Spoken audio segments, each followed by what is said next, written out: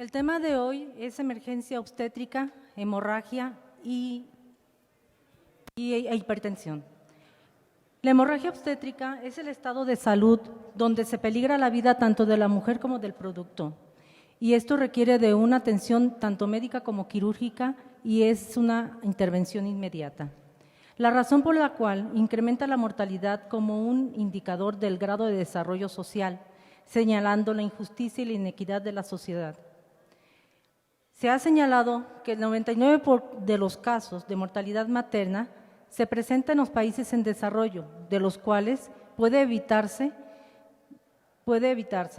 por lo cual se comprobó que dentro de los factores de riesgo el 40% de la población tenía factores de riesgo y el 60% no los tenía, pero tenían riesgo de presentar una emergencia obstétrica.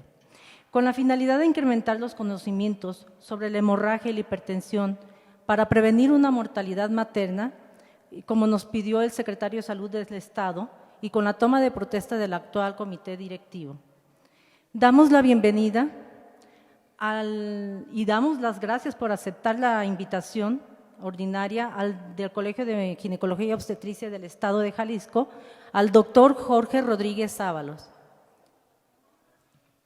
Licenciado en Medicina, egresado de la Universidad Michoacana de San Nicolás de Hidalgo, con especialidad de Ginecología y Obstetricia, expresidente del Colegio de Ginecología de Zamora, Michoacán, profesor de la Comecog desde 2015, autor y validador de las guías de práctica clínica, fellow del Sistema GRADE por la Organización Panamericana de Salud, capacitador externo de hemorragia posparto por la Secretaría de Trabajo y Prevención Social, actualmente profesor de ligadura de hipogástricas.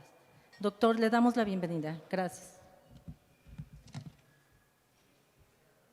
Gracias, doctora. Muy buenas noches a todos. Agradezco la invitación a la mesa directiva del Colginjal, que le tengo mucho cariño. Ya hemos estado muchas veces aquí con ustedes. Y bueno, pareciera que es un tema trillado, es un tema que pareciera que debiéramos ya ir haciendo a un lado en los congresos, en las pláticas, etcétera, etcétera.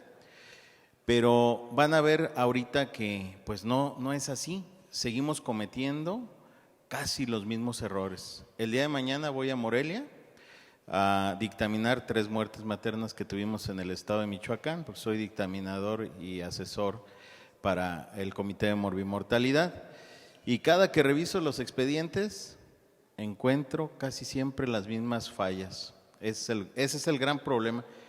Pero pues parece que sí vamos a tener que seguir hablando de esto.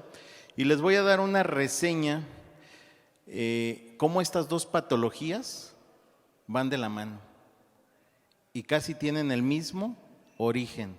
Fíjense la cosa que estoy diciendo, y lo van a ver ahorita fisiopatológicamente hablando. Me voy a bajar porque no alcanzo a ver la pantalla, pero bueno, quiero declarar que en esta ocasión sí tengo un conflicto de interés. Soy speaker de AGEFIMSA, que bueno, trae el ácido tranexámico y el abetalol.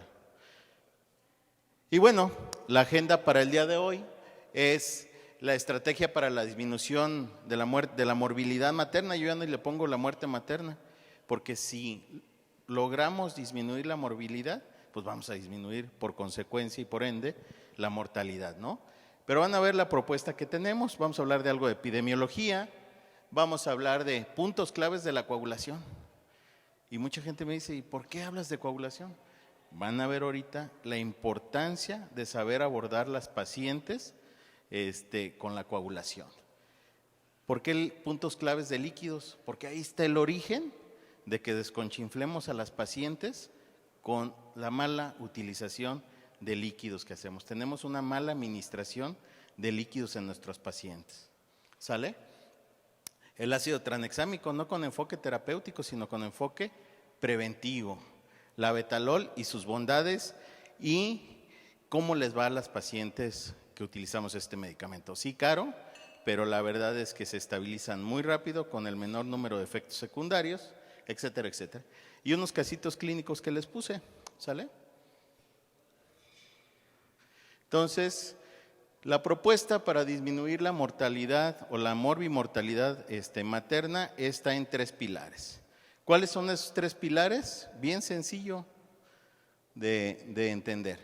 Contexto clínico y plan de seguridad materna. ¿Quién de ustedes elabora un plan de seguridad materna que los obliga? Equidad de género, norma oficial 007 y muchas cosas que les puedo citar.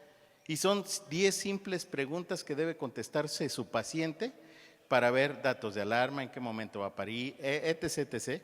Pero debemos de elaborarle hasta decirle, señora, tenga lista su mochilita, porque hasta en eso pierden tiempo, ¿sale?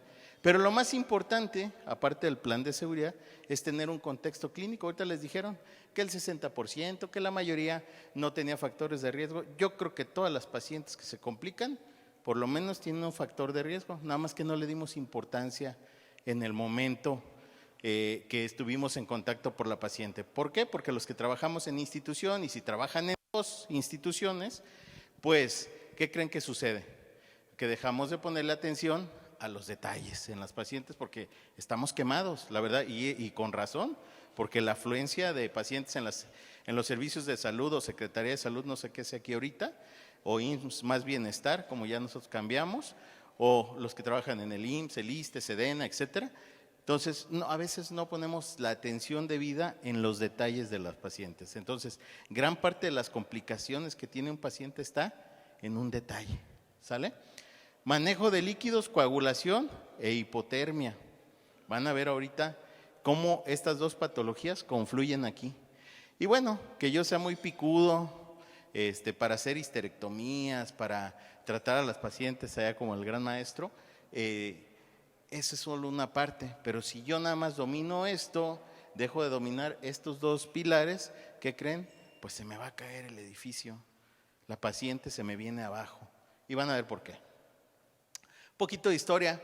El señor es un intensivista. Ustedes sabían que hay una Academia Internacional de Líquidos y hay la Academia Mexicana de Líquidos que está boletinando, está proviendo información para que ministremos de forma adecuada, regulada y restrictiva los líquidos, porque no son tan bondadosos como creemos que lo son, ¿sale? Y este señor es de los pioneros. Desde el año prácticamente 2018, 2017 empieza con publicaciones, viene trabajándolo muchos años atrás.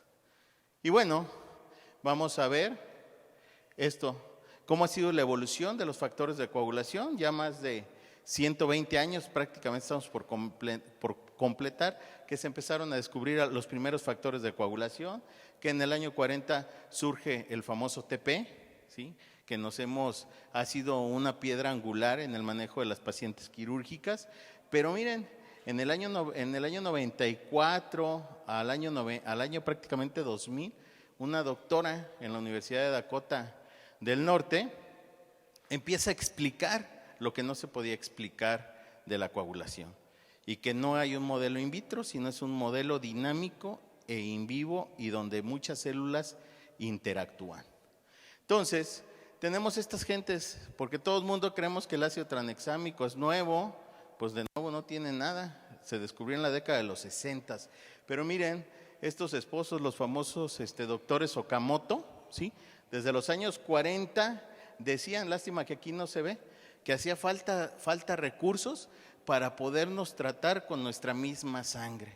Ellos traían esas ideas locochonas para aquel momento. Y aquí cito lo considero mi amigo, el doctor José Miguel Palacios Jaraquemada. Dice, para su momento no era importante, pero ya estaba escrito, ¿sí? Entonces ellos, ¿sí?, empezaron a ver que podían prevenir la hemorragia posparto, que podían prevenir que las mujeres se murieran. Y esto lo dicen en la década de los 60, y sintetizan primero el ácido epsilon aminocaproico y luego el ácido tranexámico, ¿sale? Pero la doctora Suzuki Okamoto, para que vean que todavía, y en aquel entonces había más misoginia, la invitaron a dar una conferencia a los Okamoto, pero pensaron que iba el marido y no iba ella, y ella siempre traía a su niña. Y le dijeron que se saliera de la sala, que porque eso no era, ese tipo de escenarios no era para mujeres ni para niños. Y infortunadamente la doctora se sale y se muere, de hecho ella en el año 2016, cuando ya estaba, desde el año 2012 empezaron los estudios grandes en trauma en la utilización del ácido tranexámico. Ella sí lo vio, el esposo no lo vio porque se murió en el 2004. Pero se empezaron a decirle a los ginecólogos, hey, como que hay forma de poder prevenir la hemorragia haciendo esto, colocando o aplicando estos o ministrando estos medicamentos, y todo el mundo los hizo a un lado. Todo el mundo en ciertos países, porque los alemanes sí le hicieron caso.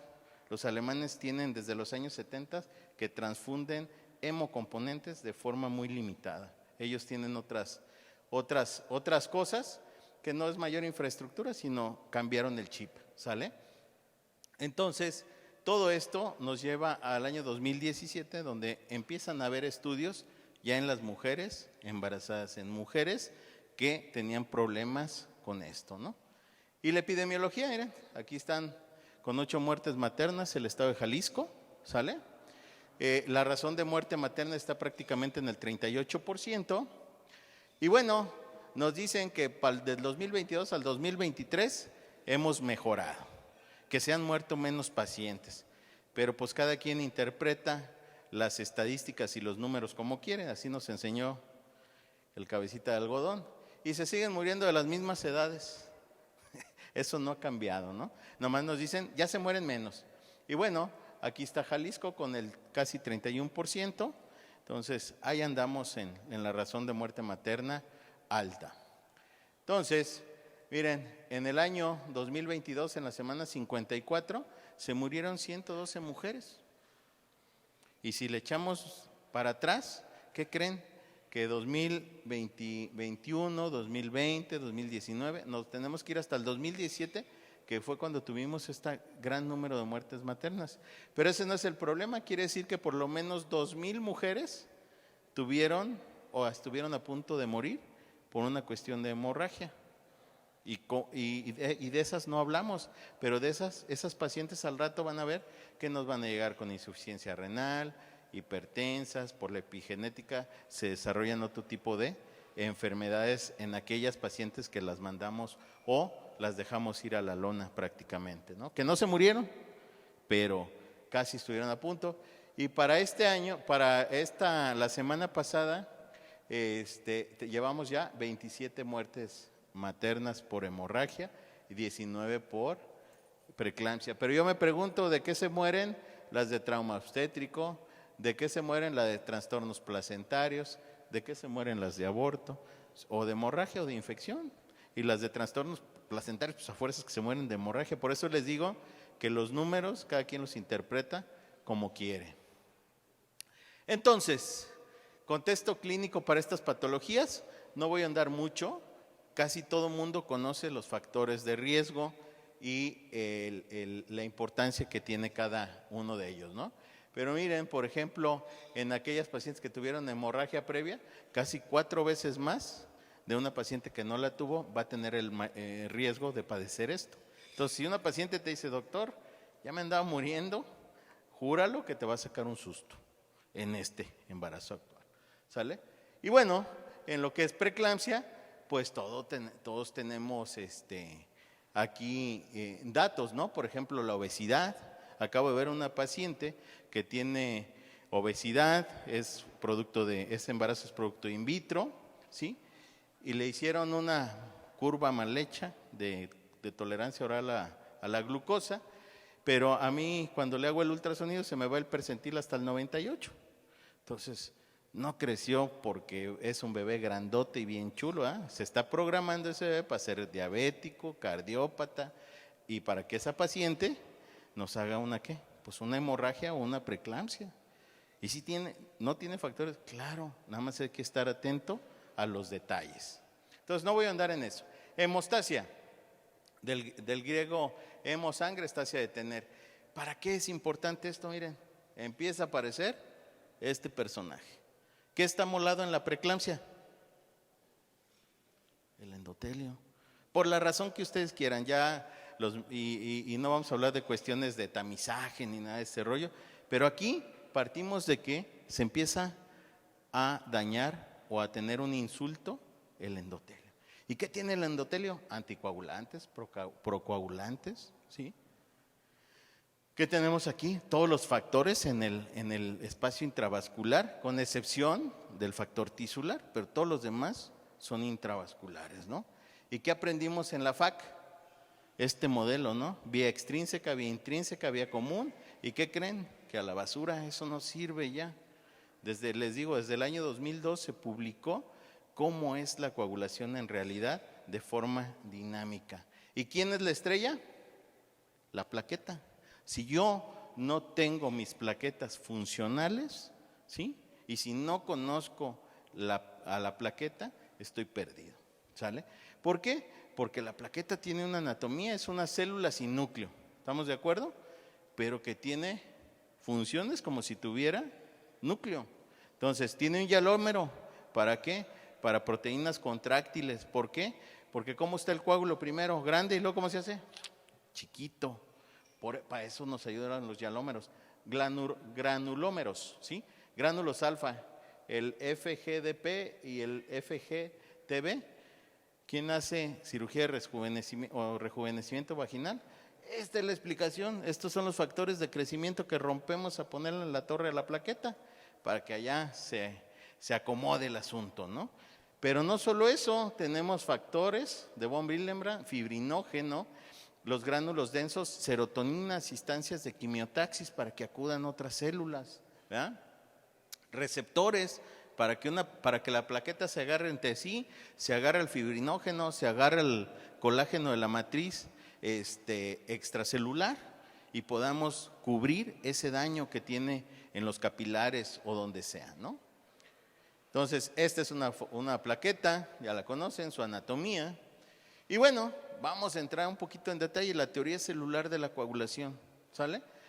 Tiene una iniciación, ¿qué quiere decir? Que hay un daño, se rompe un vaso, se pone en contacto el factor tisular con el factor 7 y empieza a producirse pequeñas cantidades de trombina y empiezan a atraer ¿a quién? A la plaqueta. La plaqueta amplifica, liberando sus gránulos densos, acoplándose para posteriormente propagar y formar el coágulo. Esa es una forma muy sencilla de explicárselos, pero aquí nos podemos echar una semana nomás con este rollo. Pero es importante que lo sepan y que lo tengan en cuenta. Ahorita van a ver por qué. Porque la paciente tiene cambios adaptativos, ya no son cambios fisiológicos, se adapta a una situación. ¿Cuál situación? El embarazo. ¿Y qué pasa? Pues tenemos factores procoagulantes y anticoagulantes. En sí, todos los factores de la coagulación se elevan, con excepción del 5, el 11 y el 13. Las plaquetas pareciera que hubiera menos porque hay más volumen y están más diluidas, más separadas. Y pareciera que pudiéramos tener menos plaquetas, pero el número realmente no baja. Y algunos sistemas de anticoagulación se elevan, otros se disminuyen y la paciente se pone procoagulante o protrombótica. Y aquí es donde quiero hacer el primer paréntesis. Quítense de la cabeza que la paciente se prepara para sangrar. La paciente se prepara para no sangrar, que casi es lo mismo, pero se confunden. Entonces, los ginecólogos o los obstetras estamos muy acostumbrados a que estamos haciendo una cesárea o hicimos un epicio y tal pinche chorro de sangre y pues no hay bronca. Pero entren a operar un día con un cirujano o con alguien ajeno a la obstetricia y se empieza a parar de pestañas. Y nosotros, no pasa nada, tú aguanta vara, la señora aguanta, ¿trae con qué? ¿Sí? Pues no, hay que quitar ese primer paradigma. No deben dejar sangrar a sus pacientes, no deben de sangrar o deben de sangrar lo mínimamente posible, ¿sale? ¿Y qué ocupamos para monitorear a nuestras pacientes? Pues las pruebas estándar que tenemos, lo más sencillo, un grupo IRH, porque luego tienen las pacientes todo menos el grupo IRH y cuando ocurre la urgencia, nadie se lo sabe. ¿Por qué pasa? No lo sé, pero pasa. BH, sus tiempos, el fibrinógeno de Claus deben de estar acostumbrados. Y sobre todo cuando agarran ustedes una paciente en los primeros meses, pues ver cuánto tiene de basal, porque teóricamente lo tiene que duplicar. Entonces, si mi paciente tenía 150, pues lo normal es que llegue a 300. O si tenía 200, pues a 400, etcétera, etcétera, ¿no? Pero así voy a ir identificando cómo va mi paciente. Y si no va, porque hay pacientes, yo les voy a hablar de la meseta purépecha donde yo trabajo, el 60 al 70% de las mujeres no pasa de 250. ¿Por qué? No lo sé, pero no pasa. Sí, un 10-15% entre 250 y 400. Sí, un 5 o 6% por arriba de 500. Es rara. ¿Sí me explico? Cuando fisiológicamente o adaptativamente estamos esperando que se vayan al doble. Gasometría. Hay una hemorragia y ninguna paciente tiene una gasometría. O si acaso tiene una, cuando bien le va. Y debería tener, no sé, 6, 10, las que sean necesarias, porque dentro de la gasometría vamos a ver algunos parámetros que nos interesa. Entre ellos, pues obviamente el pH, porque en acidemia, en pHs menores a 7,3, ¿qué creen que le pasa a la coagulación? Pues no se activa. Aunque esté intacta, no se va a activar. ¿Sale? ¿Qué otro parámetro? El lactato, perfusión. Van a ver que va a ser un marcador que vamos a tener importante. Tiene sus bemoles, pero es de ayuda. ¿Ok? ¿Qué otra cosa?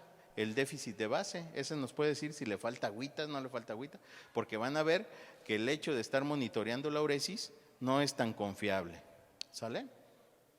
Y bueno, ya yo espero que en hospitales de tercer nivel tengan pues las pruebas viscoelásticas, que ya esas son por la coagulación va dirigida y la reanimación va dirigida hacia lo que nos pueda hacer falta.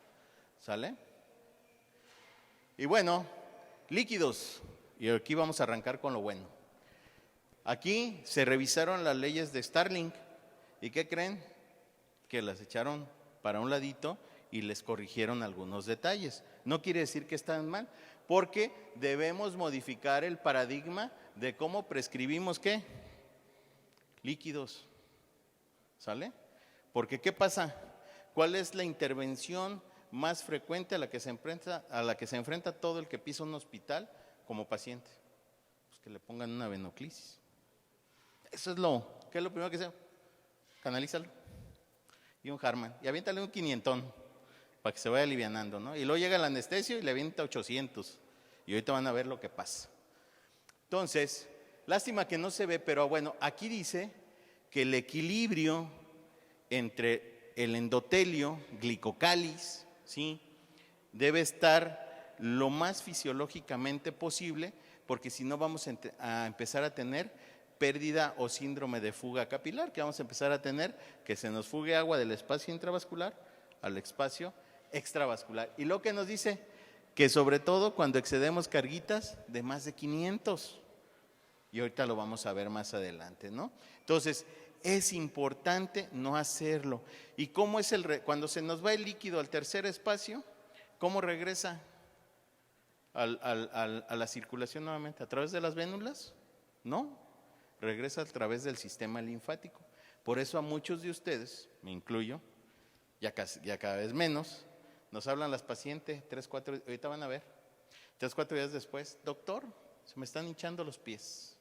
Es o las manos, o la cara. ¿Sí o no? A todos nos han hablado, no hay uno que no.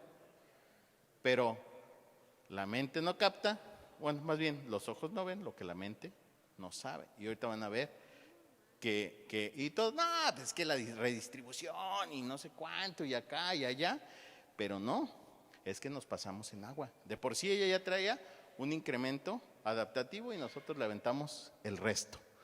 Entonces, las tenemos así, fugando por todos lados, es la verdad. Entonces, este es el glicocális, los pelitos o esa membranita, por llamarle de alguna manera, que aísla todo lo que hay en el espacio intravascular de la pared del endotelio. ¿Sale? ¿Y qué pasa cuando le echamos agua? Las carguitas, miren, se empiezan a abrir las células endoteliales y empieza el edema de la matriz extracelular. Y aquí cómo está la matriz, miren, íntegra. Y ahorita muchos de ustedes se preguntan, bueno, ¿y eso qué onda con lo que vamos a ver? Ahorita van a ver.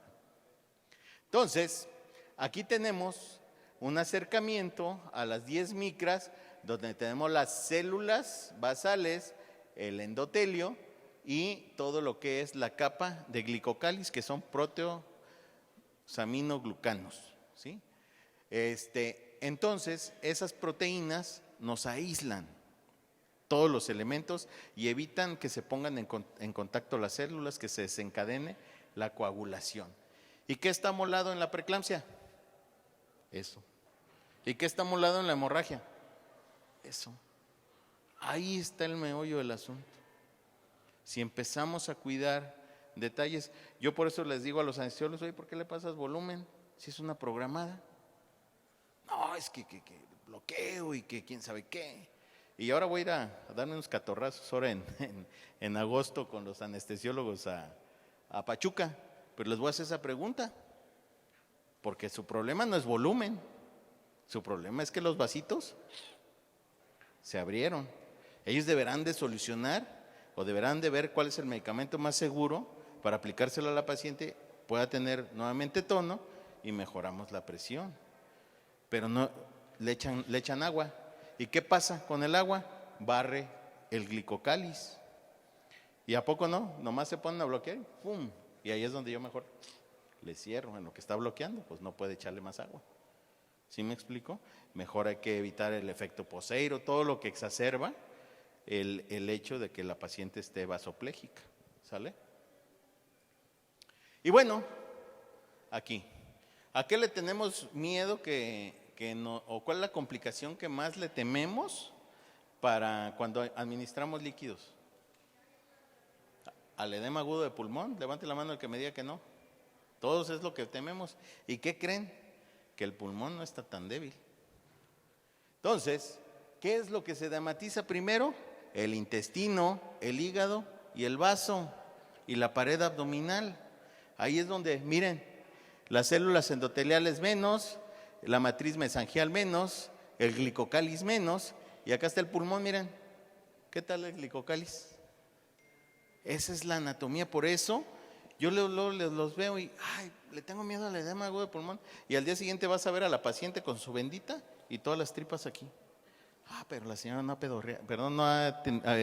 canalizado gases. No tiene las tripas así por gas, tiene las tripas porque tiene edema. Y ahorita van a ver con cuánto, no se ocupa mucho. Entonces, vean, todavía el riñón es un poquito más susceptible de daño, porque vean la anatomía de su glicocális, de todo su endotelio.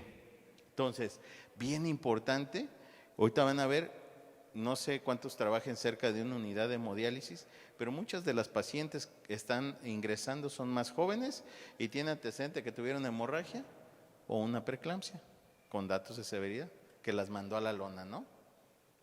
Entonces, ¿qué debemos de saber sobre la resucitación? ¿Por qué debemos de saber resucitar a los pacientes o reanimarlos?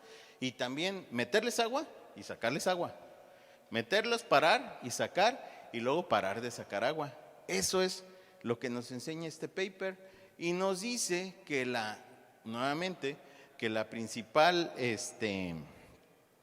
intervención es que canalicemos un paciente, que si le aventamos agua de más, degradamos y dañamos el endotelio y el glicocális, y que hicieron una analogía para administrar los líquidos.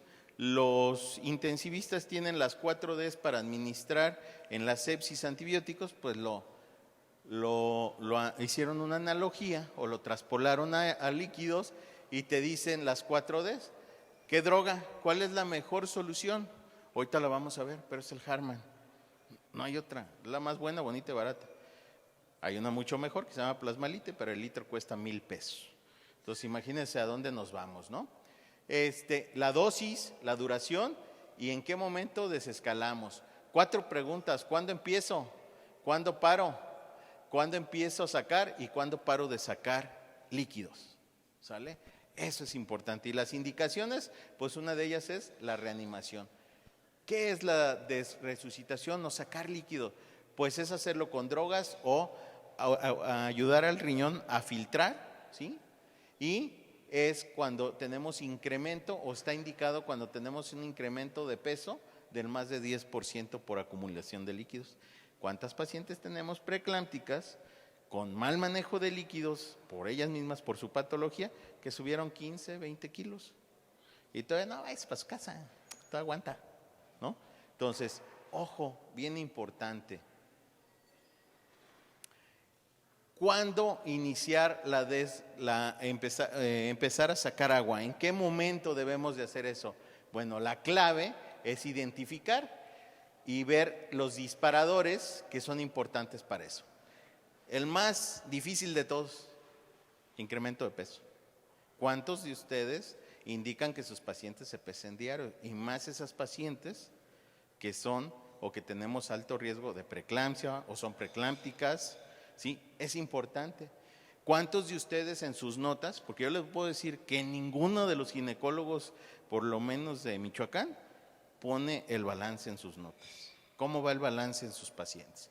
Un balance positivo es malo y entre más se prolongue, más malo es porque nos va a provocar más daño a órgano blanco. ¿Sí me explico?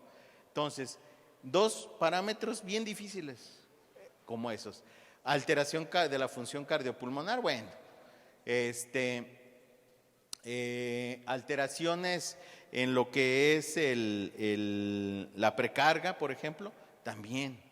Pero esos ya son datos un poquito más finos. Nosotros debemos de ser más clínicos, porque no tampoco tenemos pacientes o estamos viendo pacientes de terapia intensiva, pero sí es obligación saber nosotros todo esto, porque por eso las dejamos llegar allá, porque a veces lo ignoramos, ¿sale? Y bueno, ¿cómo realizar la desresucitación? Bueno, con furosemida, acetosalamida, etcétera, etcétera. Hay varios medicamentos que les citan aquí y vamos a ver que hay un orden para hacerlo. Y eso viene a través de un protocolo que se llama protocolo Rose. Bien importante, ¿cuántos se sabían la osmolaridad plasmática o cuántos la tenían presente? Porque de eso depende que esta tiene 270, esta tiene 311, esta mixta, espero que no indiquen mixtas ya, más de 400 y las glucosadas más de 500. Entonces, eso no sirve de nada, por eso nos quedamos. ¿Y cómo vamos a monitorear? Les decía, para indicar nuestra terapia hídrica, bien difícil, tensión arterial media, frecuencia cardíaca, saturación, índice de choque. Yo supongo que eso está en el encabezado de cada una de sus notas, ¿sale? Llenado capilar, fíjense, parámetros de microcirculación. ¡Pum! ¿Cuántos lo hacen? ¿O cuántos hacen que su enfermera se los reporte? Moteado de la piel. Estos dos son equivalentes al índice de choque, cuando el índice de choque por alguna situación no es confiable, porque nuestras pacientes son multiparamétricas, ¿sale? Y bueno, todo lo demás lo sacamos con la gasometría, ¿sale? Entonces ya vimos del por qué es lo ideal. ¿Esta es buena? Pues sí, sí es buena, pero después de 2 litros nos favorece acidosis por hipercloremia. Entonces es mejor la Harman, ¿vale? Ok. Y lo que les decía, tengo a mi paciente con, pues aquí la vamos a poner, hipovolémica, ¿verdad? Ah, y algo bien importante. ¿Yo puedo tener fuga capilar con hipovolemia? Sí. ¿La puedo tener con normovolemia? Sí. ¿La puedo tener con hipervolemia? Sí. Dependiendo de qué tan amolado esté quién. El endotelio, el glicocáliz. ¿Sí me explico? Si yo no cuido eso en mis pacientes, de alguna manera, puede estar la paciente hipovolémica y le chorreo más agua. ¿Qué va a hacer? Edema intestinal, edema visceral. ¿Y esto cómo se llama? Hipertensión intraabdominal. ¿Cuántos de ustedes le miden la presión intraabdominal a sus pacientes? Y no es nada difícil. Es una sonda Foley. Vaciamos, metemos 25 mililitros, le conectamos la reglita esa de la PVC Y eso lo multiplicamos por 0.74 y nos da la presión intraabdominal, que debe estar ¿hasta cuánto? ¿Alguien sabe? Pues menor de 10. ¿Sí me explico? Punto de corte, arbitrario si ustedes quieren. Porque si tiene más de 12, ya me va a empezar a apretar ¿a quién?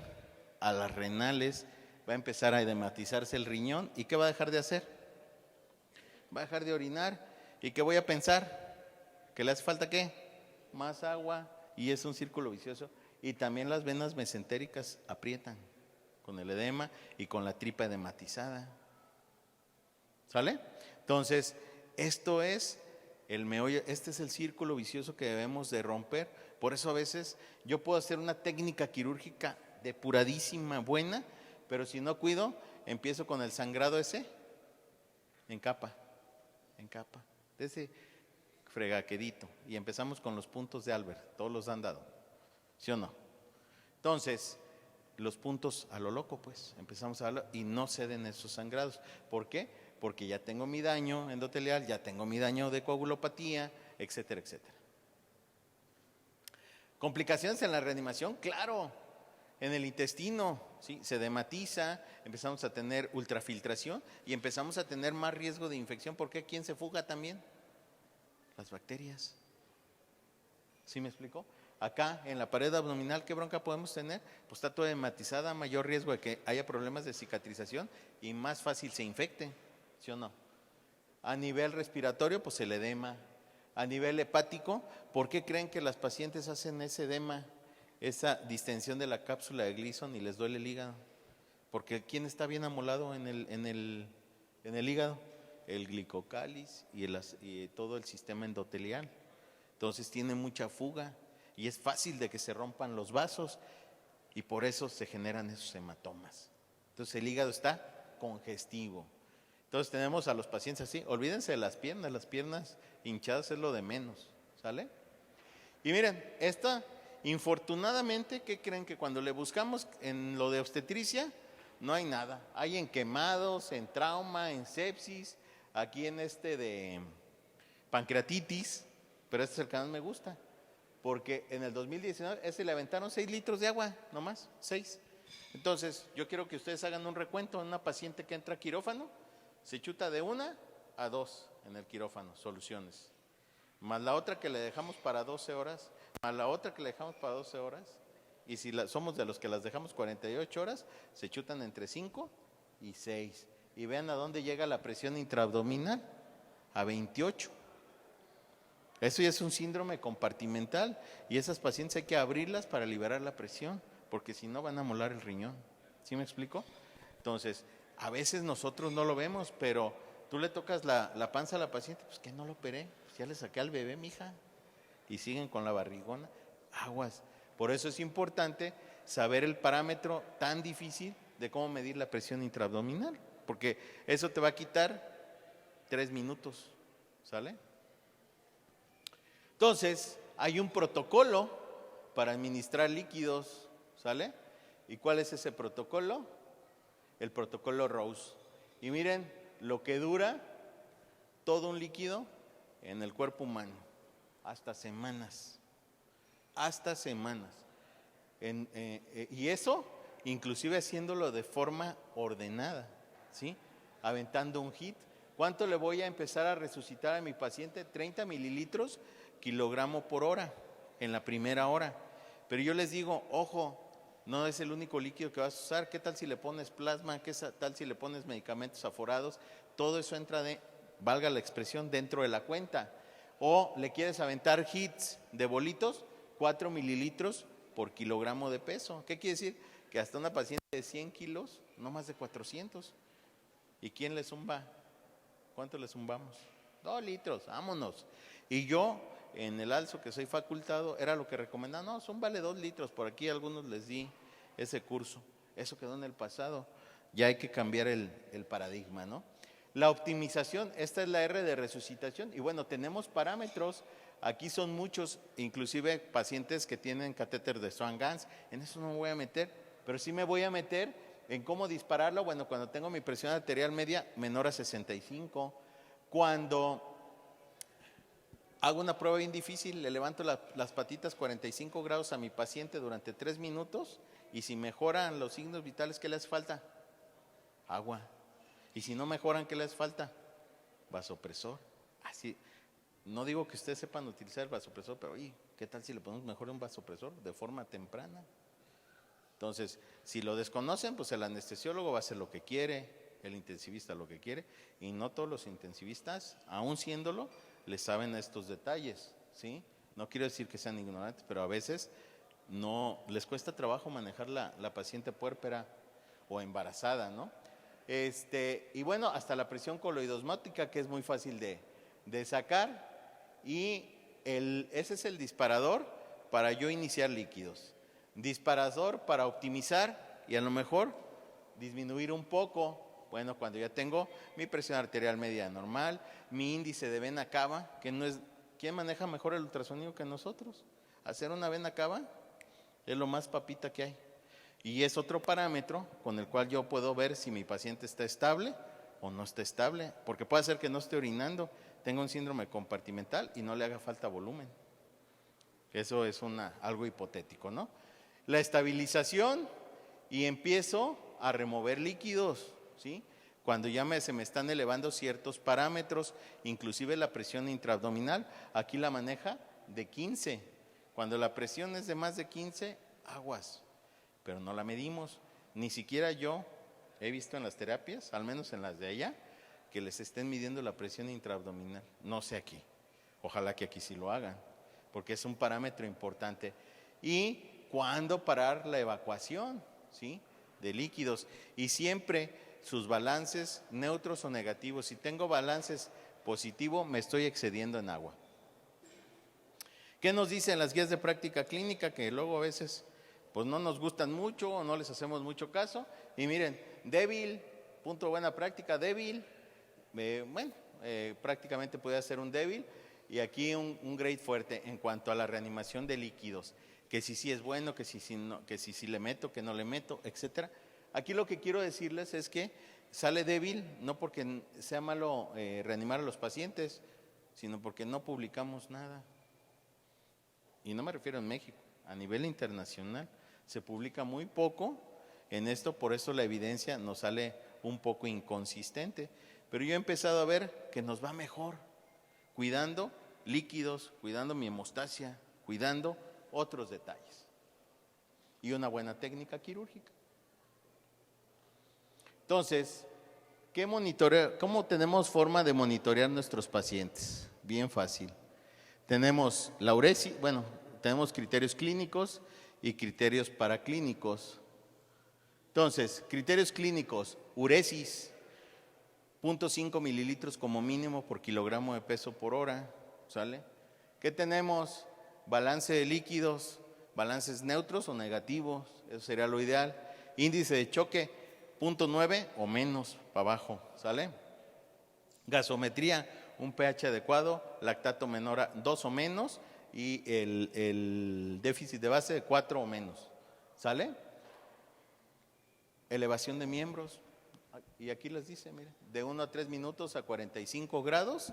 Si mejora, le falta agua. Si no mejora, le falta vasopresor.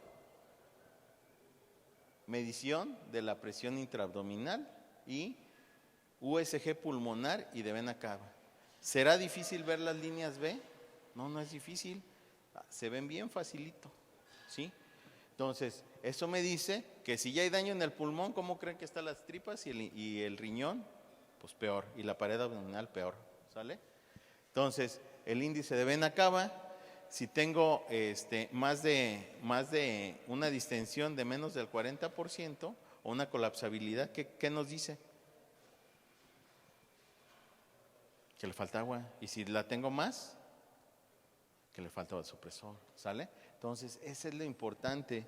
¿Será difícil hacerlo? No, es una reglita bien fácil de hacerlo, diámetro máximo. Hay que hacerlo en el ciclo inspiratorio y expiratorio, en el ciclo respiratorio completo, en la inspiración y en la expiración, medir la parte más ancha y la parte más angosta y aplicar esta ecuación. Entonces, la verdad es que no es difícil. Y bueno, se recomienda un transductor que sea sectorial, el de los ecocardios, ese chiquito. Pero bueno, ¿se puede hacer con un convexo? Sí, sí se puede hacer con un convexo también. Ácido tranexámico en las pacientes de forma preventiva. ¿Por qué? Porque si yo tengo una paciente que sé que me puedo desangrar y a lo mejor no tengo crioprecipitados, aquí en Guadalajara sí tienen, pero todos los que están fuera de Guadalajara no hay, porque el banco estatal está aquí, en la metrópoli. ¿Sí me explico? Entonces, ¿pueden usar crioprecipitados? Sí, ahí hay fibrinógeno, ¿sale? ¿Y en qué nos ayuda el ácido tranexámico? En este detallito, miren, en la lisina, para que el plasminógeno no se convierta a plasmina y después no se acople el fibrinógeno para convertirlo, bueno, se convierte en fibrina para hacerlo o realizar la fibrinólisis de ese fibrinógeno, valga la expresión. ¿Cuál es la dosis? 1 gramo. Y ve, en toda paciente que pese menos de 80 kilos, ahorita vamos a ver la dosis ponderal. ¿Puedo poner dosis alternativas? Sí, sí puedo. Pero ahorita van a ver que después de 3 horas, pues ya no es tanto lo adecuado. Entonces, la dosis ponderal, 10 a 15 miligramos por kilogramo de peso. Donde actuamos es en la lisina. Y bueno, tenemos aquí una presentación bastante efectiva. Y bueno, es la que tiene autorizada COFEPRIS hasta el momento. Entonces, para evitar que la paciente se muera en las 3 primeras horas, ¿es bueno? Sí, sí es bueno. Este es un forest plot, donde todo lo que esté a la izquierda de aquí, viéndola de aquí nosotros hacia el frente, o a la derecha de la imagen, propiamente dicho, pero que esté fuera de la unidad, es de utilidad. ¿Nos ayuda a disminuir el número de laparotomías? Sí. Pero ya después de las 3 horas no nos ayuda para nada. Y a veces he tenido colegas que me hablan, oye, pásame ácido tranexámico. ¿A qué horas empezó la bronca? No, ya tiene como 5 horas. Le digo, y hay que reanimarla de forma diferente a esa paciente. ¿Sí me explico? Entonces, reanimar la hemostasia. 40,000 mujeres en este estudio, en el Woman Trial, y nos decía que las 3 primeras horas, ¿pero qué creen? Que son 3 horas. Que ya se ha visto que después de los 15 minutos baja o se va haciendo de forma gradual e importante la efectividad de este medicamento. Mira, a las 3 horas, ya una vez que está echado a andar el sistema fibrinolítico, pararlo es casi imposible. ¿Sí me explico? No quiere decir que no se pueda. Entonces, para disminuir la hemorragia sí nos ayuda, pero no nos impacta en el número de histerectomías realizadas. Seguimos haciendo muchas histerectomías. Ay, que se me va a trombosar, pues les va igual, le pongas o no le pongas. Cuando revisen la guía de práctica clínica, la verdad que se van a sorprender, sobre todo la de tromboembolia, y de hecho se está revisando este año, van a ver que pasarle eritrocitos es hasta 8 veces más el riesgo que pasarle un tranexámico. Y no veo que les dé miedo meter eritrocitos. Entonces, nada más denle una revisadita para que vean y se van a sorprender. ¿Sale? Y bueno, para fines prácticos, este es el tranexámico. ¿Sale? Lo recomiendan las guías de práctica clínica, sí, sobre todo en pacientes de riesgo, era lo que más se recomendaba. Y sobre todo, si veo que esa paciente, si voy a meter un acretismo, pues obviamente no esperen a que vayan en 1500, pónganselo desde antes, ¿sale? Esa es la idea de disminuir el sangrado utilizando desde el punto de vista profiláctico y disminuir o atenuar la fibrinólisis. ¿Qué quiere decir aquí o qué busco? ¿Cuál es el factor 4 de la coagulación? El calcio. Por eso les ponemos gluconato de calcio a las pacientes, para que se garantice el funcionamiento o el nivel sérico de calcio adecuado para que se active la coagulación. Entonces, ¿de qué me sirve si le chorreo un montón de agua, pero soy muy bueno quirúrgicamente hablando? Si no cuido mi nivel de calcio, ¿qué le va a pasar a la coagulación? Cuello, y va a sangrar la paciente todavía. ¿Sale? Algo importante, la temperatura. Temperatura de 35 grados o menos en nuestros pacientes hipotérmicos. ¿Qué creen que le pasa a la coagulación? No se activa. Y yo no he visto, o cada vez veo, bueno, ya empiezo a verlo un poquito más, que les pongan las sábanas de calor a las pacientes, o algunas mesas quirúrgicas ya también traen esa función, donde se pone calientita y eso le ayuda. Las soluciones las pasamos frías porque lo único que calentamos en el quirófano en el horno es el café, la solución, ¿no? ¿Sale? Entonces, miren, aquí tengo un caso clínico. Este lo vimos en febrero, 39 semanas, 39 años, gesta 3, cesárea 2, un embarazo de 35 semanas, 2 eventos de sangrado transvaginal moderado, fresco e indoloro. ¿Qué es? Pues por lo menos una placenta previa, hasta no demostrar lo contrario. Le mandamos a hacer su ultra, efectivamente, acretismo. Aquí tiene 9.4 de hemoglobina, el TP en 12, el TPT en 30 y el fibrinógeno en 198. Y le íbamos a meter a quirófano. ¿Le ponemos eritrocitos? No se aceleren. No hay un estudio que nos garantice que yo le ponga eritrocitos va a mejorar la perfusión tisular, porque sí va a captar ese eritrocito el oxígeno de las bolsitas que le estamos pasando al paciente. ¿Pero qué creen? ¿Que le va a costar trabajo? Soltarla, esa es la bronca. Entonces, ¿con 9 hemoglobina la puedo meter? Yes. Nomás es cuestión de ponerse de acuerdo con el anestesiólogo. ¿Pero qué le pondríamos preventivamente a este paciente? Pues un ácido tranexámico como mínimo, y a esta le clavamos dos clotafak, porque no teníamos crioprecipitados, pero sí teníamos concentrado de fibrinógeno, 3 gramitos, y si tenía 190, pues me llegó a la quiniela. ¿Sí me explico? Me llegó a 500. ¿Es de riesgo? Pues no tanto, porque miren, ahí está la medusa. Nosotros ya no hacemos ligadura de hipogástricas hoy en día para retirar un útero de una paciente que tiene acretismo, pero sí utilizamos las energías. Esta es la bipolar convencional, nos vamos vasito por vasito, ya nos sacamos al bebé luego. Ahí les voy a pasar unos tips de unas arterias que cuando sacas al bebé te retraes, y cuando te quieres ir a la vejiga se te van hacia abajo, y luego está el lecho llenándose. Pero si lo haces antes, te va mejor. Utilizamos el LigaSure, que es bipolar inteligente, y el monopolar, las 3 energías, y con eso nos vamos. Ahí está el lecho, miren, qué mal nos quedó. ¿Vale? Aquí está el acretismo, cuando abrí la placenta, estaba hacia la cara posterior y hacia la cara anterior. Esto fue lo que nos sangró. El frasco estaba seco, sin ninguna bronca. Ahí está. Nomás que no me tomaron la foto completa porque la quería con todo y frasco. Entonces esta paciente, pues nos dieron 800 con todo y la pieza y esto que teníamos aquí. Le hicimos un control, quedó en 8.5. ¿Le pusimos eritrocitos? Ni más, porque le incrementamos el riesgo de trombosis. ¿Sí me explico? La paciente no se mareaba, caminaba, ya estaba adaptada a la anemia que traía. Su hierrito y vámonos, ¿sale? Y le fue bien, está muy bien la paciente hasta el momento. Entonces, ¿cuáles son las metas? Pues una hemoglobina de 8, ¿sí? Pero si tiene 8 y se marea, taquicárdica, ponle, pero no le pongan 4 bolsas, una y vemos qué pasa, ¿sale? ¿Cuántos plasmas le tocan a una paciente de 70 kilos? 6 a 7 le tocan. Y yo nomás veo que les pasan 1 o 2. Eso y nada, es lo mismo, y nada más le incrementas el riesgo, ¿sale?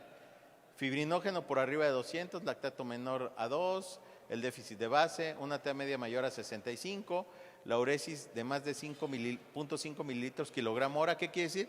Que tiene que estar una paciente de 80 kilos, entre 40 y 80 mililitros debe estar orinando por hora. Si no está orinando, le hago una índice de vena cava. No tengo eso, bueno, le puedo hacer una gasometría para verificar que no está acidótica, etcétera, etcétera. Puedo estar monitoreando a la paciente. El chiste es que la paciente se le esté tomando una vitalografía cada determinado tiempo hasta que esté estable. Y bueno, esto lo adaptamos del consenso NATA para las recomendaciones en hemorragia. Lástima que no se ve bien por lo de la pantalla. Ahí va.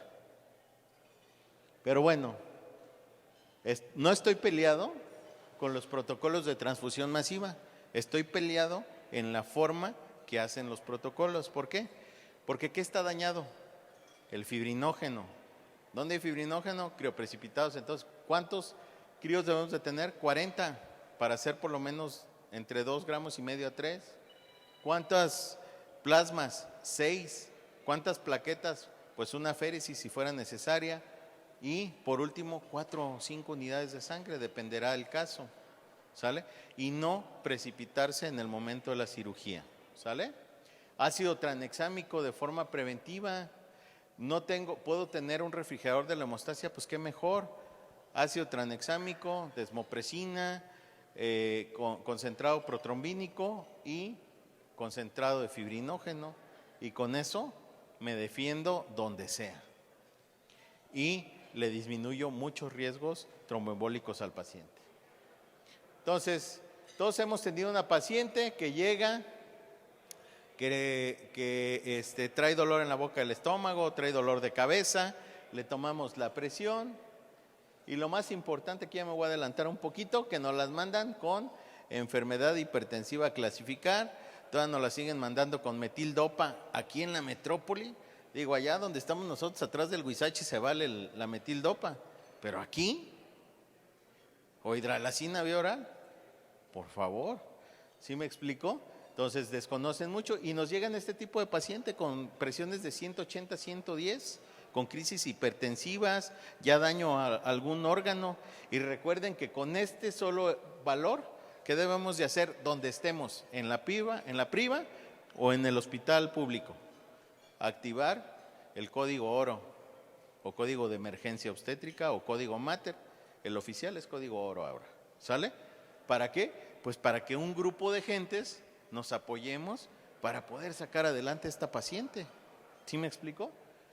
Y evitar este tipo de indicaciones, ¿no?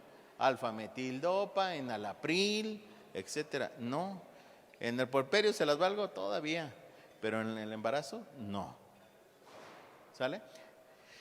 ¿Qué tienen en común la preeclampsia con datos de severidad, la eclampsia y el síndrome de HELP? Pues que se estabilizan de la misma forma. Esto es lo chido. Se estabilizan de la misma manera. ¿Y qué ocupamos? Líquidos, magnesio y un antihipertensivo. Ahorita vamos a ver las alternativas que tenemos. Y obviamente la piedra angular del tratamiento definitivo, pues es que desembaracemos a esa paciente. Ay Dios. Ahí está. Entonces, sulfato de magnesio, esquema de Suspensivai, el que quieran, pero hay que impregnarla. Si pesa más de 80 kilos, con todos los 6 gramos y a 2 gramos por hora a las pacientes. 6 gramos de mantenimiento, de impregnación en 100 mililitros en 20 minutos y luego con mi bombita en 400 cc, 10 gramos de sulfato de magnesio y le dejamos a 50. En el caso de sería 100 mililitros para estar pasando 2 gramos por hora, uresis adecuada. ¿Y qué es lo más importante? Ahorita lo van a ver. Y si lo hago de la otra forma, pues 4 gramos en 100 para 20 minutos y luego 1 gramo por hora, que son 50 mililitros en la preparación que les dije. Debo estar cuidando el reflejo patelar, cómo está respirando, tengo que pedir magnesio sérico. Magnesio sérico lo tienen en todos los hospitales de aquí, nomás que no lo pedimos, porque yo lo tengo allá y yo estoy atrás del Huizache y yo tengo magnesio. Y tengo muchos colegas que tienen pacientes con eso y no les piden un solo estudio de magnesio sérico para saber en cuánto debe de andar la paciente para si estamos en dosis terapéuticas o tóxicas, porque una vez tenía una paciente de 120 kilos y la tenía yo con 2 gramos y se lo bajaron a 1, pues ¿qué le hacía? Nada. Le medimos el magnesio sérico y tenía 1.5, dije, nada, bye. No tengo magnesio, bueno, una alternativa es el DFH, olvídese de diazepam y de todo lo demás, ¿sale? La guía de práctica clínica de hemorragia, y el Colegio Americano en su consenso o en su comité de expertos lo recomienda. ¿Sale? Entonces, debemos inicio temprano del sulfato, terapia con corticoides cuando tenemos problemas ya con las plaquetas, en el síndrome de Hell podemos agregar, pero control de la presión arterial con antihipertensivo. De 4 a 8 deben de andar nuestras pacientes para estar seguros de que estamos en niveles séricos adecuados. ¿Sale? ¿Qué tenemos? Hidralacina para tratar una crisis hipertensiva. ¿Cuál es la propuesta de la hidralacina? Pues ese mililitro que trae 20 miligramos, diluirlo en 19 cc, es una forma muy rápida, y nos queda un mililitro igual a 1 miligramo. ¿Sí me explico? Si tengo una crisis hipertensiva, no empiezo con 5, empiezo con 10. Me espero entre 15 y 20 minutos, revaloro a mi paciente y veo si le doy otro bolo. ¿Cuánto debemos de bajar la presión arterial media? Pues no más allá de entre el 15 y el 30%, porque si no, hipoperfundimos y podemos tener ahí un problemilla. La nifedipina, 30 miligramos como dosis inicial, y a los 20 o 30 minutos una nueva revaloración y puedes dar otra dosis igual. ¿Sí me explico? La dosis, dependiendo de las literaturas máximas, es entre 90 y 120 miligramos en 24 horas. ¿Sale?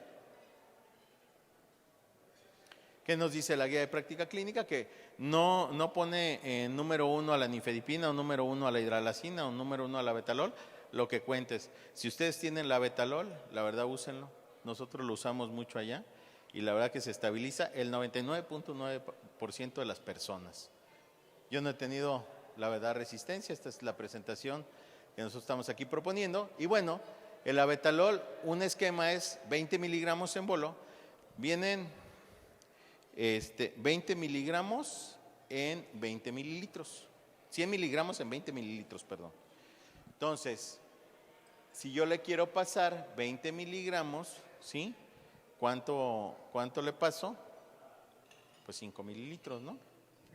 Entonces, puedo pasar un bolo de 20, un bolo de 40, un bolo de 60, un bolo de 80, no más allá de 300 miligramos en 24 horas. ¿Pero qué creen? Que es costoso.